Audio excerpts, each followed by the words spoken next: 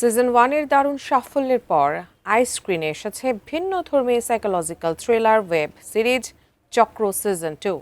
নতুন রহস্য, অন্ধকার আর গভীর মনস্তাত্ত্বিক দ্বন্দ্বে ভরপুর সিরিজটির দ্বিতীয় কিস্তি দর্শকদের মাঝে ব্যাপক সাড়া ফেলেছে।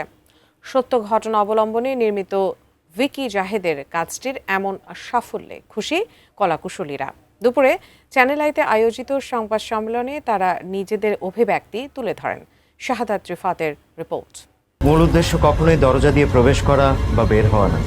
মূল উদ্দেশ্য হচ্ছে দরজাকে রক্ষা করা। ময়মনসিংহের একটি পরিবারের 9 সদস্যের আত্মহত্যার আলোচিত ঘটনাকে কেন্দ্র করে নির্মিত হয়েছিল চক্র।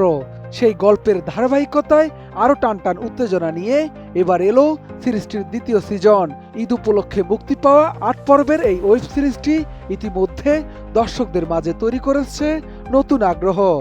একটা সুস্থ সুখী পরিবারকে ধ্বংসের দিকে যারা ঠেলে দিতে পারবে তাদেরই প্লিজ বিশেষ কিছু পাওয়ার দেবে।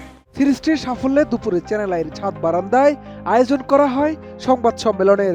যোগ দেন কলাকুশলীরা। নির্মাতা ভিকি জাহেদ জানান, এবারের গল্পে আনা হয়েছে ভিন্নতা।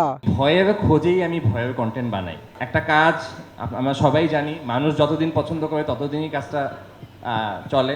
সো চক্র সবাই পছন্দ করছে, সেই ধারাবাহিকতা সিজন 3 আসছে।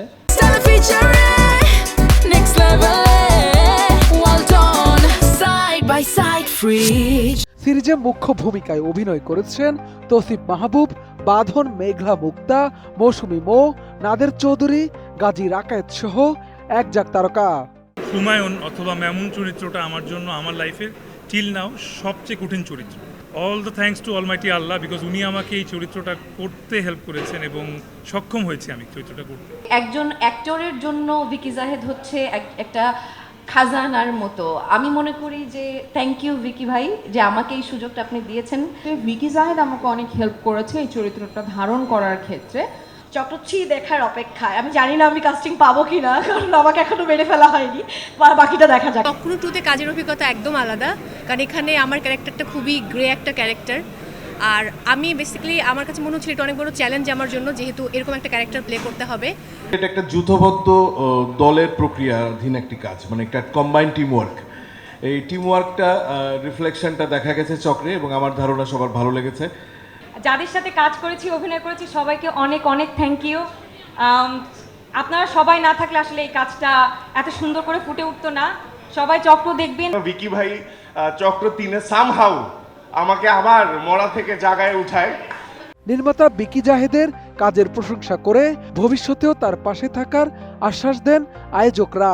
অল্প সময়ের মধ্যেই যথেষ্ট সাফল্য আইস্ক্রিন পেয়েছে। শুধু একটা কথা, আরও যাই হোক চক্র 2-এর পরের অবস্থা কী হবে জানি না, কিন্তু আপনারা সবাই সাক্ষী রেখে ভিকি জাহেদকে অনুরোধ করাই যেতে পারে যে চক্র। শাহাদাত রিফাত, এটিএন নিউজ, ঢাকা।